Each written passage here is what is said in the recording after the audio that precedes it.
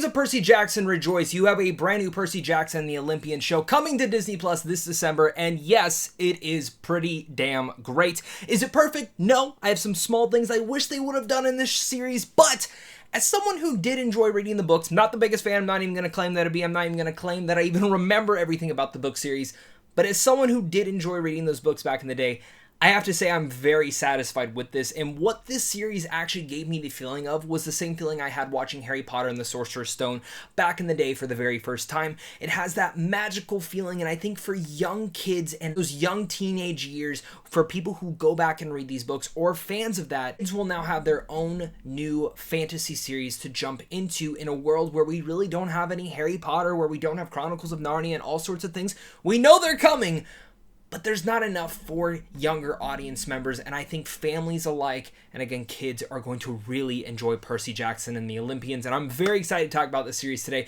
This is, of course, a non-spoiler review for the first 4 episodes of the series, which Season 1 will be adapting all of the Lightning Thief, so you are safe here. Do not worry. I know I got to check it out early, but I definitely want to hear your guys' thoughts down below. Are you excited for Percy Jackson? Are you not? Did you watch the movie? Did you watch the show? Is this your first time anything Percy Jackson? Let me know down below, as well as hit that like, subscribe button for more movie, TV, and gaming content over here on a daily basis. If this is your first time ever hearing about Percy Jackson and not really knowing what it is, well, Percy Jackson's a demigod, and this leads him on a quest across America to prevent a war among the Olympian gods. This is, of course, starring the likes of Walker Scobell. You might not recognize the name, but you might recognize the kid who plays Percy Jackson because he was in an excellent Netflix movie, I think 2 years ago, called The Adam Project, where he played a younger version of Ryan Reynolds. And while the movie was fantastically fun, wasn't the best movie ever, Walker was incredible in that. And ever since then, when he got announced to play Percy Jackson, I said, that's about damn perfect casting. And starting with my pros, he is probably the best part about this series. And what I also love is that we saw him in the Adam Project play a young version of Ryan Reynolds. And it worked great. It worked. He seemed like the younger version of Ryan Reynolds. And in here, I was a little worried that maybe we would just get more of the Walker antics that he had in there. But he shows he is a really talented young actor. And him playing Percy Jackson, you actually do believe, you do feel. And I forgot that he was even in that and played a younger version of Ryan Reynolds. He is Percy Jackson. And as what the Harry Potter series really had, kind of coming to that, because I think the best equivalence of what this series kind of feels like in tone is very much how the Harry Potter movies were.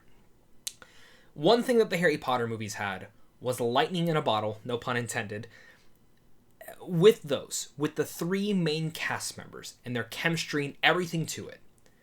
And in Percy Jackson, they kind of have to have the same thing with characters like Percy, Annabeth, and Grover. And thankfully, what I can say here is Percy Jackson really does nail that. With the chemistry with the younger kids, I like where we're at. And it kind of just seems the great beginnings of a great friendship. And I'm really excited to see where the rest of the season plays through this. Because I've only watched the first 4. But from what I got by the end of the 4th episode, I was like, I'm really satisfied with their friendship. And I think Leah Jeffries, who plays Annabeth Chase in here, I think is great. I love her character. I love her antiques. I love the thematics of her character. And also Aryan Samardi, who plays Grover. Who everyone loves Grover, but I really love how he plays into here. I love their chemistry. I love the friendship that's building. And I also love how Walker is a little bit resilient to have this friendship, which is the one thing that I think is so different between like Percy and Harry as a character. And I think some people may not feel that friendship yet between them and that chemistry because their characters are a little bit distant from each other because of the situation that they're in, where Harry really was clamoring for someone to be close with him. And while Percy, you definitely think would be wanting the same, he's in a different area of his life. And that's the one thing that I really love how they played into here, and I'm very excited for that.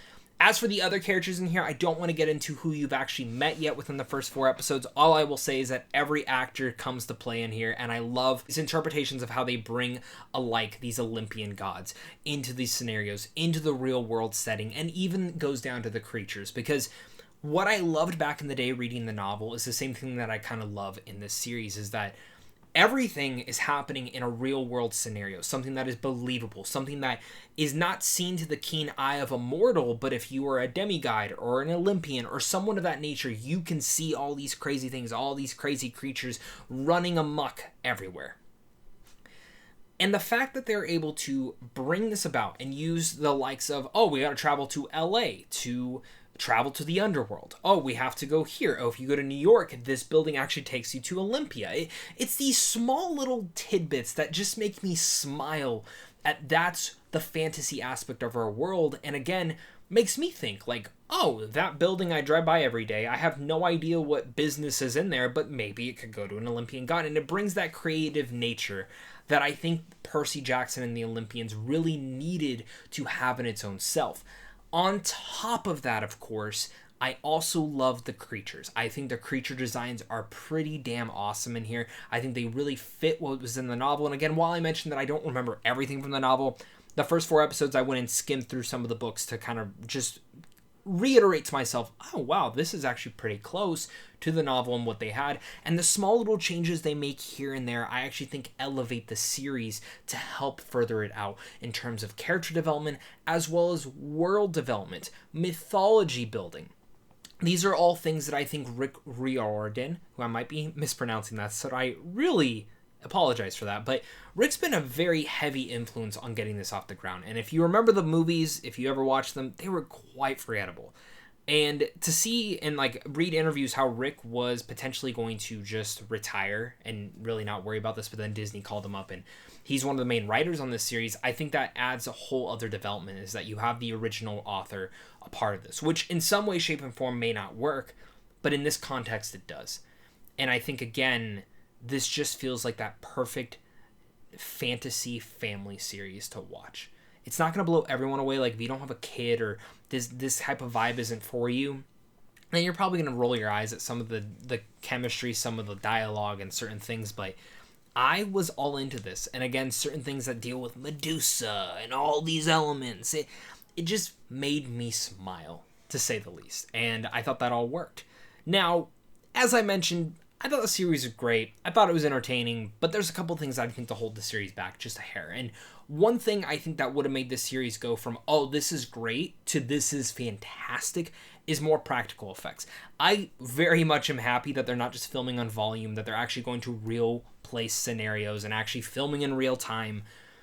But I have to say that some of the monsters, while the CGI does look good on them, a practical effect would have really helped in some of these scenarios. Some of them just look a little bit too glossy at times, and maybe that's my screeners, but in a world where we just got goosebumps, which I know wasn't for everybody, and there was a couple pretty practical effects in there. Some of it was visual effects heavy, yes, and I would have liked more practical effects in there too.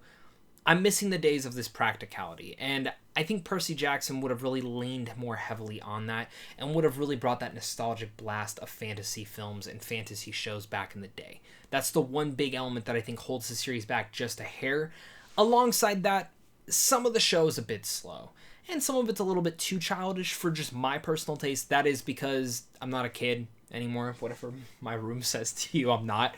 That's where kids will more enjoy this, but that is one thing that I have to remember, is that Percy Jackson is like 12, 13 years old in here. I am 26 years old. So as a 12 and 13-year-old, remembering back to those days, yeah, that's probably how I would talk. Percy Jackson The Olympians, episodes 1 through 4, is off to a great start. I think this is a successful show that showcases that Percy Jackson can work in live action, and this is a damn good series. If you're a fan of the novel, rejoice, you're going to be excited for this. If you're someone who has kids now that grew up with the novel, you're going to be so excited to show your kids this. If you're someone who's never read the novel, don't really care for any of this, maybe this will scratch your cup of tea, maybe not. Maybe if you're a fan of Harry Potter, you might enjoy this because you get those nostalgic flares. But I think if you're someone who is just a little bit hesitant towards this, I can't fully say this will be for you, but I think it's worth giving a shot because I was pleasantly surprised by this show, and I'm happy to say that Percy Jackson The Olympians, episode 1 through 4, is a B+. Thank you so much again, guys, for watching. So make sure to leave your thoughts down below, hit that like, subscribe, and if you want a review for the rest of the season, let me know, and I will actually do that for the 5 through 8. But that's all up to you guys. Make sure to watch this video, share it, and of course, until next time, stay classy.